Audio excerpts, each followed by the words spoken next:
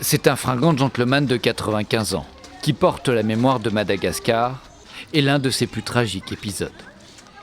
Le 29 mars 1947, les Malgaches se révoltent contre le colon français. Humiliation, torture, exécution, la répression est terrible.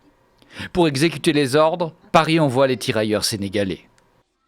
Ranai Woodzone avait 27 ans à l'époque, une vie entière traumatisée par cette journée et par le souvenir de ses soldats. C'était de vrais animaux en 1947.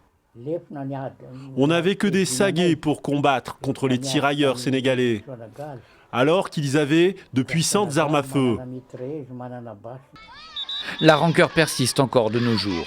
Il y a 22 ans, quand elle est arrivée sur l'île, la consul du Sénégal a vécu cette haine du Sénégalais.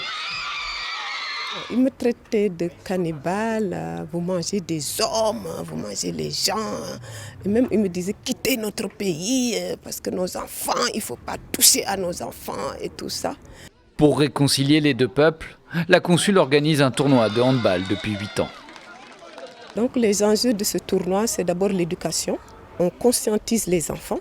Ce qui s'est passé en 1947, nous sommes aussi victimes, comme les Malgaches, parce qu'on ne nous a pas demandé notre avis.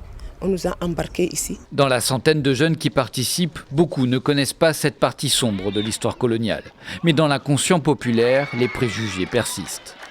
On ne devrait plus avoir une mentalité de raciste envers les Sénégalais. On ne devrait pas les dénigrer, les rabaisser et encore moins les haïr, surtout si ce sont des Noirs.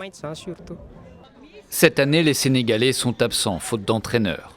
Mais le devoir de mémoire est bien là, même s'il est loin d'être achevé.